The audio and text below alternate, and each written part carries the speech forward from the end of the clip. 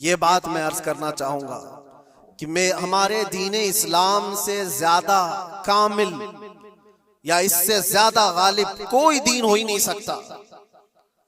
इसको अल्लाह तबारक व तआला ने ऐसा कामिल फरमाया, माँ के पेट से लेकर के कब्र में जाने तक इंसान के हर मसले का हल दीन इस्लाम में बयान किया गया। कुरान पाक अल्लाह ताला फरमाता है कि हमने हर चीज का बयान इसमें वाज़ेह तौर पर कर दिया है। वला रत्बिन वला याबिसिन इल्ला फी किताबिन मुबीन। कोई खुश्क चीज या कोई तर चीज ऐसी छोट है ही नहीं जो कुरान में बयान ना की गई हो। हर चीज रब तबारक व तआला ने वजाहत के साथ बयान फरमाया। और रब तआला ने यह भी फरमाया कि हमने ए महबूब हर चीज का वाज़ेह बयान आप पर उतारा है। सारी चीजें जो कंप्लीट है हमारे दीन के अंदर।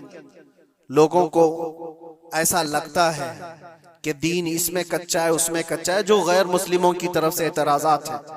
मैं चैलेंज के साथ कहता हूं, मैं एक छोटा सा कुरान का तालिब इल्म, मैं एक छोटा सा खादिम, लेकिन आज के जमाने में जिसको कुरान पाक के इनकम्प्लीट होने पर या फिर दीन इस्लाम में किसी शोशे के बाकी रहने पर सवाल हो, वो हमसे बात कर सकता है। इंशाअल्लाह लज़ी शाफी व वाफी जवाब दिया जा सकता है रब ताला के फजल से। इसलिए कि हमें पता है हमारा इल्म कम हो सकता है, लेकिन रब का वादा और रब का फरमान गलत नहीं हो सकता। रब ने जो फरमाया इस दीन को कंप्लीट कर दिया गया, तो दीन मुकम्मल है। दीन मुकम्मल है। किसके हुकूक पर बात नहीं किया इस्लाम ने, किसके हुकूक पर? दुनिया आज अपना अपना दीन अपना अपना रिलीजन लेकर बैठती है। मैं बताऊं, इस्लाम पर एतराज़ करने से पहले जरा हुकूक निस्वा, विमेन राइट्स के बारे में बात करो।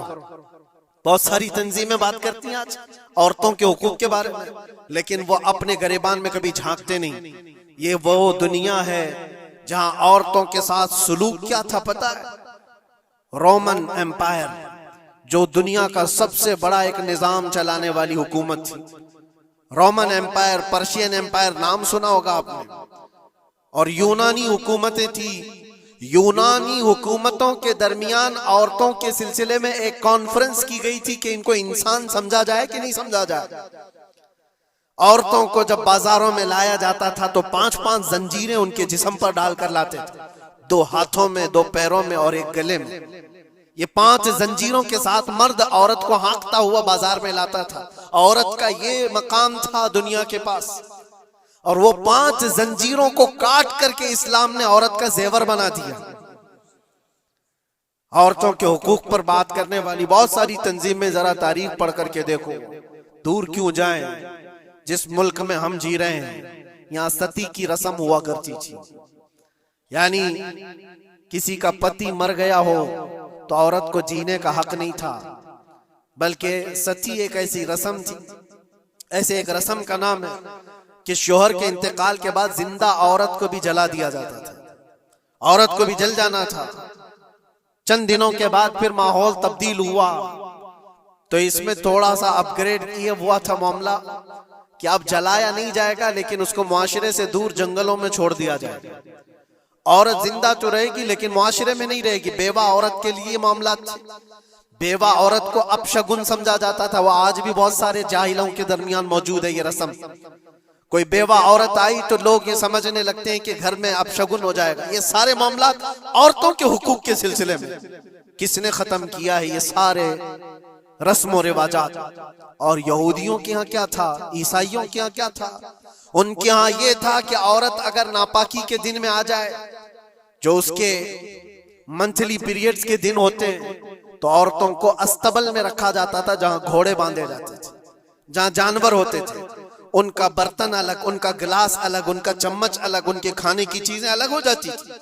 या औरतों के साथ मामलात यहूद किया करते थे, यहूदी करते थे।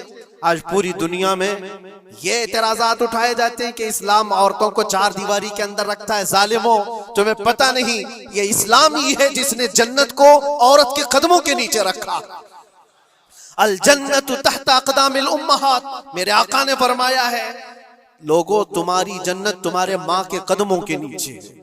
इसको बहन की शक्ल में क्या फरमाया और बीवी की शक्ल में क्या मकाम दिया, जरा पढ़ करके तो देखो इस्लाम को। एक लुकमा भी अगर खिलाते हो बीवी को तो सदके का सवाब रखा गया। बहन की दुआ भाई के हक में ऐसे कबूल होती है जैसे कोई खाने काबा के पास दुआ कर रहा हो। और बेटी की दुआ, बेटी के लिए क्या फरमाया मेरे आका फरमाते हैं, जिसने अपनी एक बेटी की परवरिश की और उसको सही जगह पर शादी करके दिया, मेरे आका फरमाते हैं उस पर मेरी शफाअत वाजिब है, उस पर जन्नत है। ये औरतों के हुकूक इस्लाम ने दिए, कहां से उठाकर कहां रख दिया। और जो बेवाओं के साथ सुलूक था, बेवा को अब शगुन माना जाता था, एक दो नहीं 10-10 बेवा औरतों से मेरे आका ने निकाह फरमाया। सैयदुल अंबिया हैं, सैयदुल रसूल हैं। अरे हुजूर पाक सल्लल्लाहु अलैहि वसल्लम चाहते ना तो बड़े बड़े बादशाहों की बेटियां हुजूर के हरम में आ जाती, हुजूर पाक सल्लल्लाहु ताला अलैहि वसल्लम के निकाह में आती हुजूर अगर चाहते। और अरब लोग ये पेशकश कर भी चुके थे, अरब जो है आकर हुजूर से कहे भी थे कि तुम जवान हो मोहम्मद, अगर तुम चाहो तो सबसे हसीन लड़कियां दुनिया की तुम्हारे पास लाकर रख देंगे। सबसे हसीन लड़कियां, सबसे मालदार लड़कियां, किसी बादशाह की बेटी हो या किसी बहुत बड़े अमीर जाती हो, कोई अमीर जाती हो, दोशीजा हो, तुम्हारे यहां लाकर रख देंगे। अरबों ने कहा था बस एक शर्त है, तुम ये दीन की दावत देना छोड़ दो, तुम ये इस्लाम की बात करना छोड़ दो, तुम्हारे लिए हर तरह का हुस्न लाकर रख दिया जाएगा। मेरे आका ने उनकी इस पेशकश को ठुकरा करके 25 साल की उम्र में 40 साल की बेवा से निकाह फरमाया था। ये हुजूर पाक सल्लल्लाहु ताला अलैहि वसल्लम ने औरतों के हुकूक नहीं बयान फरमाए, और आखिरी खुतबे में भी हुजूर ने ये हुकूक बयान किए अपने जाने से पहले, औरतों के मामलात में मैं तुमको अल्लाह से डराता हूं कि उनके साथ हुस्न सुलूक करो। इस्लाम में कोई चीज बाकी नहीं छोड़ी हुजूर।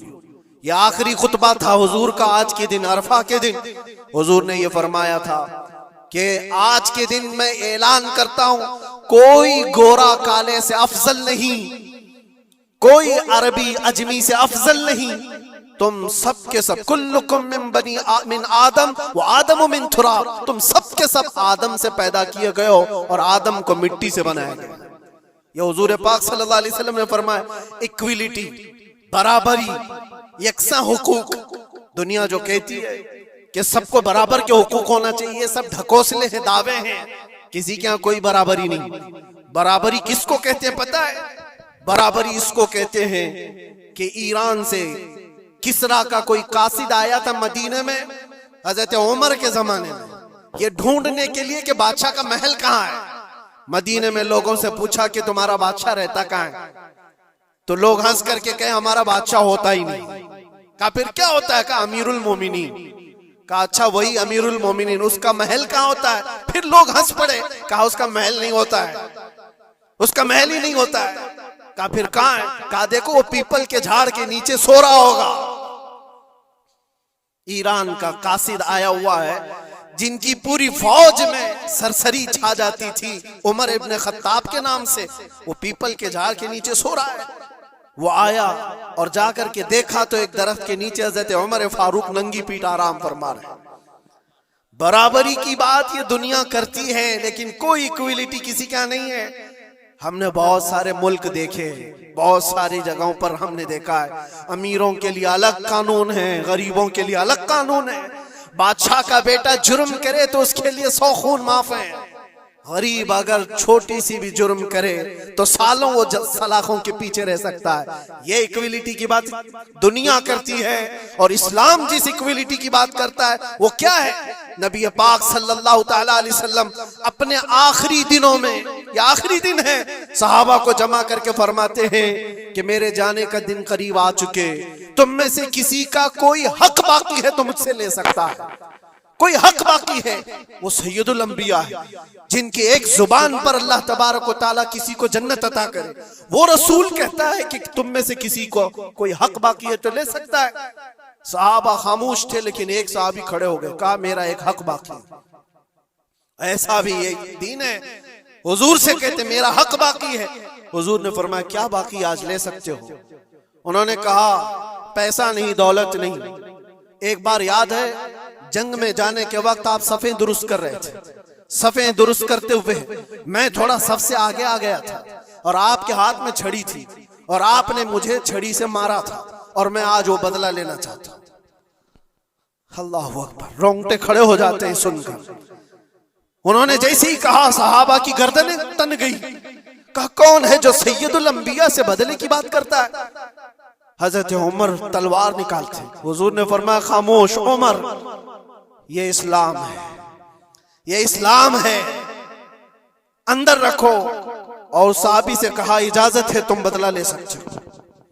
हुजूर पाक सल्लल्लाहु ताला अलैहि वसल्लम खड़े हो गए। वो साहबी आगे आए और कहा कि मैं बदला इस सूरज में लूंगा कि जिस वक्त आपने मुझे मारा था उस वक्त मेरे बदन पर कोई कपड़ा नहीं था, मैं सिर्फ लुंगी पहना हुआ था, तहबंद थी, ऊपर का जिस्म मेरा खुला हुआ था, मेरे जिस्म पर कोई लिबास नहीं था, ऊपर सिर्फ तहबंद पहना हुआ था। मैं चाहता हूं कि आप भी सिर्फ तहबंद पर हो, आपका जुब्बा निकाल दीजिए आप। हुजूर पाक सल्लल्लाहु अलैहि वसल्लम ने कोई ताखीर नहीं फरमाई, फौरन अपना जुब्बा उतार दिया।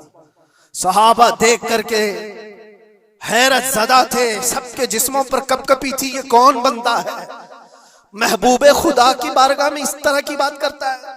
अल्लाह तबारक व तआला जिसके लिए हुक्म फरमाए, जिब्राइल जिसके कदमों का बोसा ले, आज वो सैयदुल अंबिया के सामने बदले की बात कर रहे। सब हैरत ज़दा थे, लेकिन फरमान था मुस्तफा का, किसी ने कुछ नहीं कहा। हुजूर ने जुब्बा उठा दिया। वो सहाबी बढ़ कर के आए, पीछे की तरफ आए और हुजूर पाक के दो कंधों के बीच में जो मोहरे नबुव्वत थी उसको चूम करके बोसे लेने लगे और कहा फुस्तु बिरब्बिल काबा, रब्बे काबा की कसम, मैं अपनी मुराद को पहुंच गया। कहा बस ये बदला लेना था कि हुजूर पाक सल्लल्लाहु अलैहि वसल्लम के दोनों कंधों के बीच में मोहरे नबुव्वत थी जो सूरज से ज्यादा चमकती थी। वो साहबी कहते हैं महीनों से, सालों से मुझे इसका इंतजार था कि एक बार मोहरे नबुव्वत देख लूं।